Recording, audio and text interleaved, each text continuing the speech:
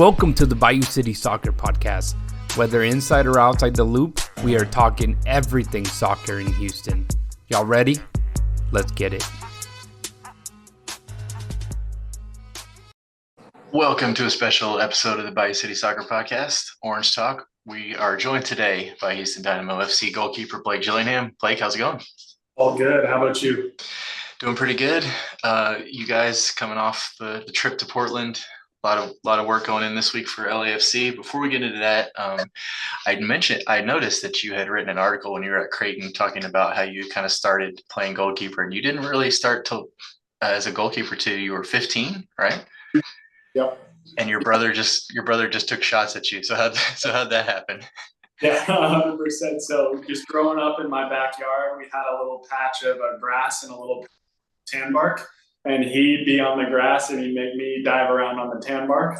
So that really built up my immunity as well as my pain tolerance and diving around as a goalkeeper. But no, I was a field player. I was a 6 and a center back until about 15, 16 years old. So when I joined my academy team, Deanza Force, I was a DP. I played 3 games in goal and 3 games on the field. So being able to play out of the back, playing with my feet comes very comfortable with me because of that.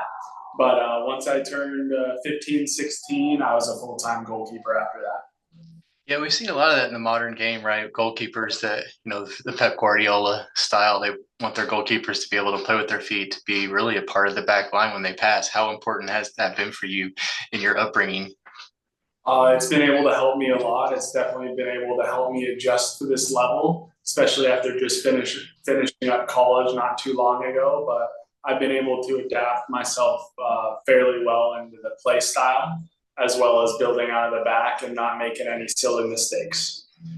So you finished up at Creighton last season, then you signed with the Dynamo in the off season. What was that process like? How'd you get in touch with the Dynamo, and how did you come to signing here?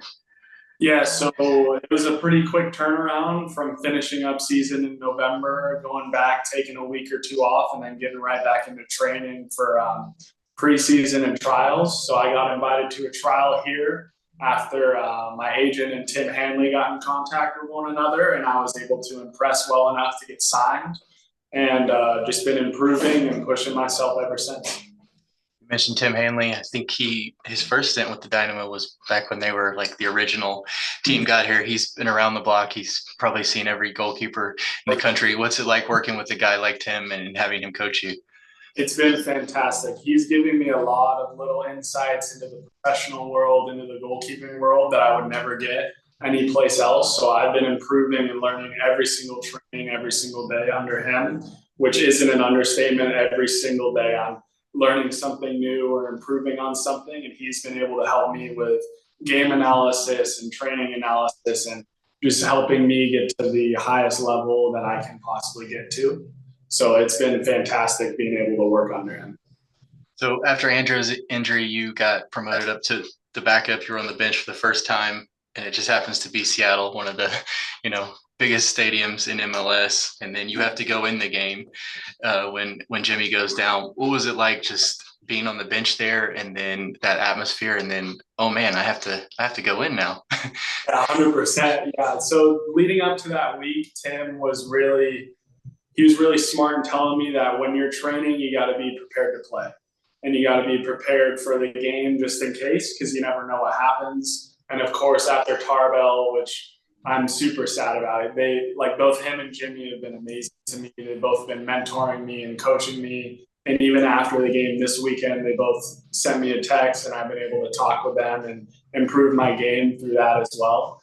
But no, the Seattle atmosphere was amazing, and so was the Portland atmosphere. And it was great experiences for me to get minutes in those games and grow up as a young goalkeeper. But no, the Seattle game, when they're like, put your jersey on and go in there, I was ready to go and just taking advantage of the opportunities is, the game of goalkeeping. So I was ready for it. Yeah, pretty wild. Your first 2 professional games are in Seattle and in Portland. Mm-hmm. Yeah. So, yeah. So you talked about it, but becoming the starting goalkeeper, a lot of goalkeeping is mental, right? You guys are kind of back there a lot of the time by yourselves. what's it like, just that mental game, going from you were third string, 3 weeks ago, to now being the starter? How's that mentality changed for you? It's changed a bit in, the responsibilities and as well as communicating to the guys in front of me and building those relationships. But the mentality is always the same. It's come in and improve your game every single day and perform at the highest level possible. And again, when it comes to game day, it's perform, and do the best that I can on the day to help the team win. And, just helping the guys around me perform as well and being in the right spots to make plays. So coming in that all together as a team and building that chemistry, especially in the back line, is how we're going to win games. So just pushing that and improving my own performance day in and day out. Yeah, in that back line, you talked about Andrew and Jimmy helping you, but your defenders in front of you, Franco, Dan, Eric, Ethan, a lot of those guys have been around MLS for a while. How's it like having them around, kind of keeping you calm and helping what's in front of you? Yeah, it's been a fairly not easy transition, but they've been able to coach me and help me and talk to me as well, especially coming into the pro game. There's a lot of different standards as well as mentality and the importance of organization. But those guys have been able to help me out a lot, especially, Dan, Eric, Ethan, all these guys have been giving me little pointers and little tips just on how to perform and what they expect from me as well. So it's been a fantastic environment and definitely a learning environment. But, just being able to rally around the guys and keep them together is what's really important for me and the whole group right now. And you had that collision in Portland. I think everyone got a little scared that, oh man, another one. But what happened with there, and what happened with that collision, and how were you able to keep going? I mean, just adrenaline, just goalkeeper mentality, right? My entire life I've been, head first and 100% full steam into everything. So it's nothing new. And the people who know me, they sent me pictures and they were kind of laughing. They're like, oh, this is typical Blake Gillingham. So I think we'll be seeing a little bit more of that of me, being very aggressive off my line and making plays. But no, it's really helping out the guys in front of me and showing them that they have a fearless guy behind them who's willing to do whatever it takes. And I know the guys in front of me have the exact same mentality, and they're giving everything that they have, blood, sweat, and tears for me as well. So it's been a great environment, as well as just trusting the guys ahead of me to do their jobs, and those guys trusting me to do my job. So. Yeah, still a lot of season ahead for you guys, playoffs, all those trophies, a lot of team goals for you guys. But just you personally, it's your rookie season. I'm sure it's changed a little, your personal goals from a couple weeks ago till now. But what are some things that, you're working on in your game, and just some goals that you have? Yeah, some goals that I have: first, staying on the field and, winning games with the team. That's, I think, our most important, getting a result as a team this weekend.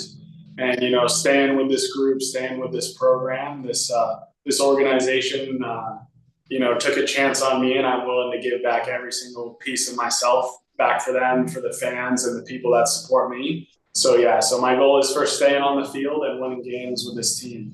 That's what's the most important thing I have right now. You're still a young guy, and we talked about you coming up as a goalkeeper, but who are some guys you kind of looked up to, just in the U.S. and around the world, goalkeepers you kind of modeled after? Yeah, of course, number one was always Tim Howard. After the World Cup, that kind of got me really, really fired up to be a goalkeeper in the first place. But I was always watching Manuel Neuer, Ter Stegen, and Hugo Lloris. So I'm very excited this weekend to go up against Hugo Lloris, because that's been somebody I've idolized my whole career. So I'm really looking forward to it. Now Tim's your boss, right? Have you got to meet Tim and talk to him? Yeah, just a little bit. That's kind of weird, right? Like an idol that you grew up watching, now you're kind of following in the same path.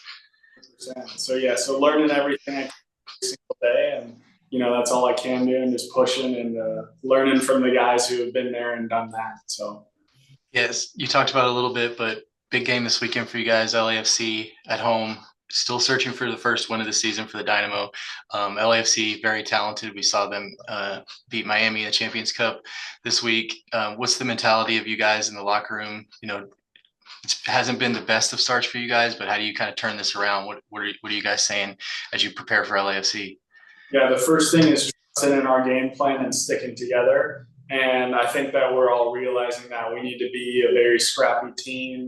We need to foul and transition, and we need to be able to really finish off those games. And to be fair, we've been putting in pretty good performances. It's just been very small little, shooting ourselves in the foot or small little things that we just need to take care of on our end, and the things that we can control. And a big message has been control what we can control, especially with the team, with our guys, our body language, our attitude. So those have been several messages, and what we've been hearing throughout the week is controlling what we can control and minimizing, the silly mistakes or shooting ourselves in the foot and staying in the game. And I think if we are able to stay in the game come 0-0 halftime, we're going to put pressure on them. And I think we're going to be able to make it a very good match this weekend. Before we let you go, I know you talked about your piece when you were at Creighton. You said you grew up in California. You're used to the warm. So you're new to Houston. It hasn't been too warm yet. We'll get there. But how's Houston been for you? Have you gotten to get out and kind of check things out around town?